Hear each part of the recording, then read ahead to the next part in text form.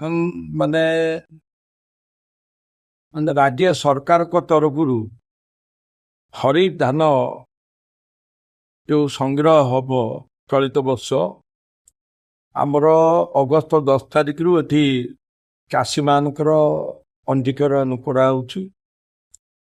ସେ ବାବଦରେ କେମିତି ଠିକ୍ ଠାକ୍ ଚାଲିଛି କି ନାହିଁ ବା ଆଜି ମୁଁ ଆନନ୍ଦପୁର ବ୍ଲକ ଏବଂ ଘସିପୁରା ବ୍ଲକର 11ଟି କୋଅପରେଟିଭ ସୋସାଇଟି ମୁଁ ପରିଦର୍ଶନ କଲି। ଚାଷୀମାନେ ବହୁତ ଆନନ୍ଦିତ ଅଛନ୍ତି। ସରକାର ଓ ରାଜ୍ୟର ଯେଉଁ ଲୋକପ୍ରିୟ ଯଶସ୍ୱୀ ଚାଷୀ ଦରଦୀ ମୁଖ୍ୟମନ୍ତ୍ରୀ ମୋହନ ମାଝୀଙ୍କର ଯେଉଁ ଚାଷୀମାନଙ୍କର ଆୟକୁ ଦ୍ୱିଗୁଣା କରିବା ପାଇଁ, ଚାଷୀମାନଙ୍କୁ ସମୃଦ୍ଧ କରିବା ପାଇଁ ଯେଉଁ ବ୍ୟାପକ ଯୋଜନା କରିଛନ୍ତି ଏବଂ ଯେଉଁ ନାମ ପଞ୍ଜୀକରଣର ଯେଉଁ ସୁବିଧା କରିଛନ୍ତି, ସରଳୀକରଣ କରିଛନ୍ତି, ତାହା ଚାଷୀମାନେ ପାଉଛନ୍ତି।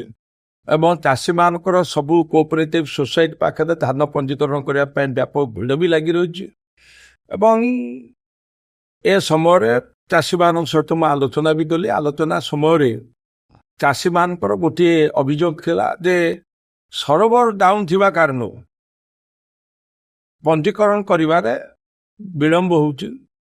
ଆଉ ଏସବୁ କଥା ଅଭିଯୋଗ ହେଇଛି। ଏ କଥାକୁ ମଧ୍ୟ ଧ୍ୟାନ ଦିଆଯିବ। ୟାର କେମିତି ତୁରନ୍ତ ସମାଧାନ ହେବ ଏ ବାବଦରେ ମଧ୍ୟ ଧ୍ୟାନ ଦିଆଯିବ ଏବଂ ଚାଷୀ ପଞ୍ଜୀକରଣ ଠିକ୍ ଠାକ୍ ଚାଲିଛି।